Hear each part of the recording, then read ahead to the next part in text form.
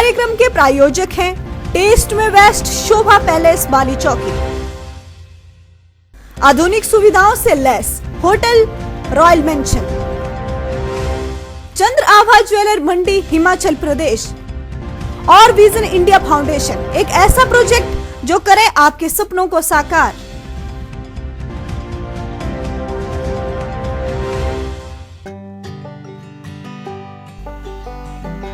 Some people eat to live, some people live to eat.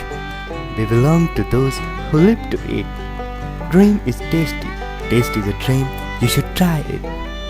Taste means good, good means Shova. Enjoy Shova foods.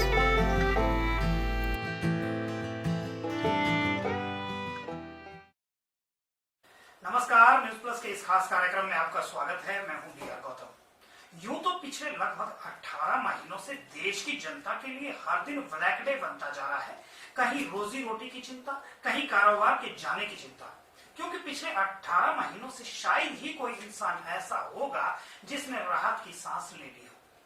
हर कहीं से दिल दहलाने वाली खबरें आती गई और हमारे मस्तिष्क पर छाती गई।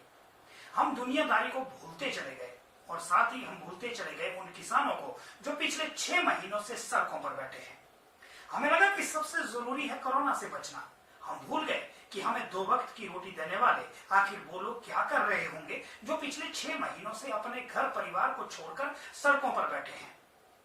किंतु आज आपको याद दिला देते हैं कि आज के दिन उन सैकड़ों नहीं बल्कि हजारों किसानों के इस आंदोलन को पूरे 6 महीने हो गए हैं। उनकी मांगों पर ना तो सरकार ने कोई दिलचस्पी दिखाई और ना ही विभाग के आला अधिकारियों को उन पर तरस आया।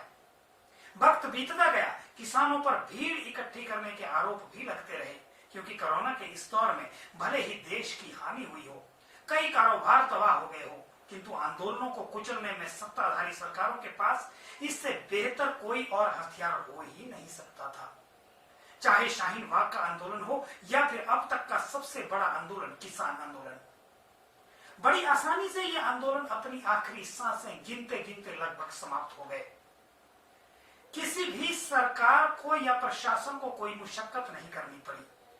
दिल्ली के बॉर्डर पर बैठे किसानों को भी अब लगने लगा कि कोरोना के इस संकट में कहीं उनके सदस्य बीमार ना पड़ जाए, और बीमार सदस्यों से आंदोलन के बीमार होने की संभावना भी ज्यादा होती है। यहाँ तक सही तरीके से देखा जाए तो सरकार और मीडिया ने प्रचार कर कर इस बीमारी को आम लोगों के दिमाग में भर दिया है।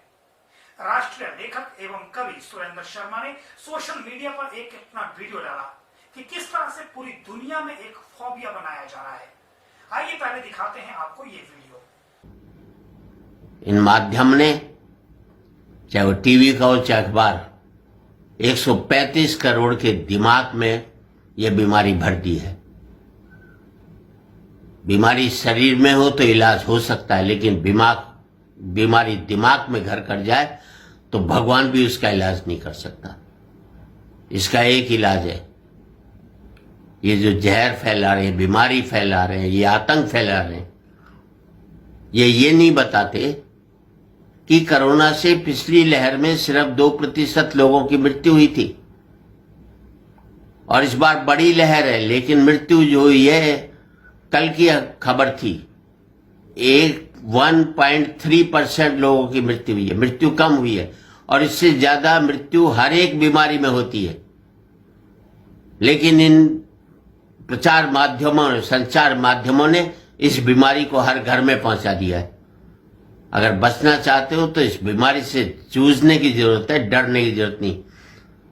कई लोग इस बीमारी के डर की वजह से हॉस्पिटल में भर्ती हुए और डर की वजह से मर गए। अपने अंदर का डर खत्म करो तो आप भी इस कोरोना के ऊपर विजय प्राप्त कर सकोगे। हिम्मत रखो, कोई महामारी नहीं है, एक बीमारी है। और सरकार से भी कहना चाहता हूं, कोरोना एक समस्या है, एकमात्र समस्या नहीं है। इसे एकमात्र समस्या मत बनाओ, वरना और बीमारियों से जो देश जूझ रहा है, बेरोजगारी से, गरीबी से, उससे और टूट जाएगा। जी बिल्कुल, इसमें कोई दो राय नहीं कि किस तरह से हम लोग कोरोना से ज्यादा मानसिक रूप से बीमार हो रहे हैं और इसी का फायदा सरकार को मिला। सरकार के खिलाफ जो भी लोग मैदान में उतरे उनकी सांसें भी थमने लगी और आंदोलन धाराशायी होते गए। आंदोलनों का धाराशायी होना किसी भी लोकतंत्र के लिए नुकसानदायक होता है और शायद यही किसान आंदोलन के साथ भी हो रहा है। किंतु किसान आंदोलन के जो अगुआ नेता है वे साधारण लोग नहीं है। भारत के लाखों करोड़ों लोगों को उनसे उम्मीदें हैं।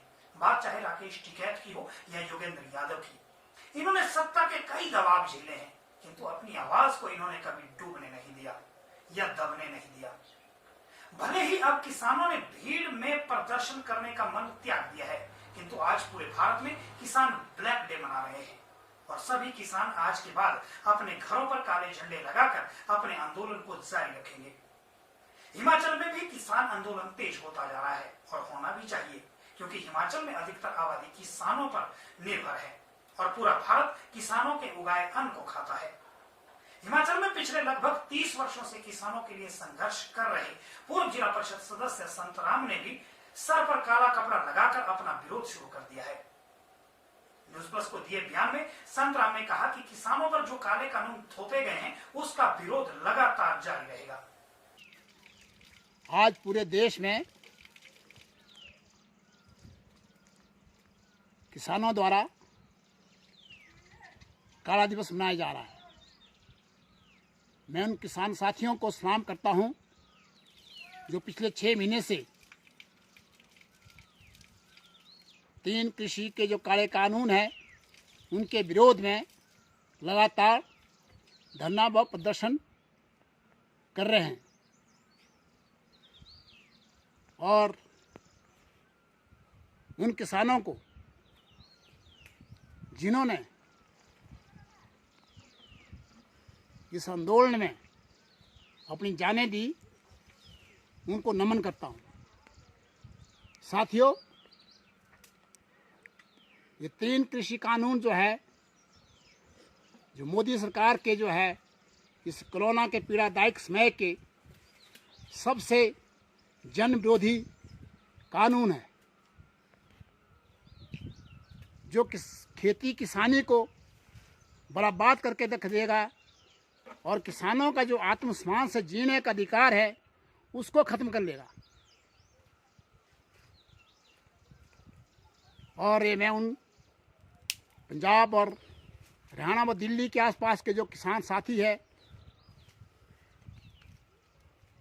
जिन्होंने समय रहते ही इन काले कानूनों का अध्ययन किया और मोदी सरकार को ललकारना शुरू किया, और ये एक ऐतिहासिक आंदोलन है पूरी दुनिया में जो पिछले 6 महीने से शांतिपूर्ण तरीके से और इस कोरोना काल के दौर में चला हुआ है और इस देश के लिए, इस देश को एक नई दिशा देगा। और मोदी सरकार को एक चेतावनी है, यदि आप इन 3 कृषि कानूनों को वापस नहीं लेंगे तो आने वाले समय में आपको भी जो है इस देश के किसान जो है दिल्ली की सत्ता से खाट फेंक देंगे और हम जो है हमारा संगठन जो है किसानों के समर्थन में और आने वाले समय में जो है गांव-गांव में जो ये जो 3 कृषि कानून है इनके जो इनसे जो नई तरह की जो परेशानी होगी किसानों को, उनको लेकर के पद यात्रा करेंगे। जी बिल्कुल, किसी भी लोकतंत्र को सही तरीके से चलाने के लिए उस कानून का विरोध होना चाहिए जो समाज के हित में ना हो, और सरकार को भी चाहिए कि जनता की आवाज को सुने, उस पर अमल करे ताकि एक मजबूत लोकतंत्र बन सके। सरकारों का यह मतलब नहीं होता कि वे अपनी मनमानी करें और जनता पर वे सब जबरदस्ती थोपा जाए जो सिर्फ सरकारें चाहती हो। आज के कार्यक्रम में बस इतना ही। एक और मुद्दे के साथ आपसे फिर मुलाकात होगी, तब तक के लिए नमस्कार। इस कार्यक्रम के प्रायोजक हैं टेस्ट में वेस्ट शोभा पैलेस बाली चौकी, आधुनिक सुविधाओं से लैस होटल रॉयल मेंशन, चंद्र आभा ज्वेलर मंडी हिमाचल प्रदेश और विजन इंडिया फाउंडेशन, एक ऐसा प्रोजेक्ट जो करे आपके सपनों को साकार।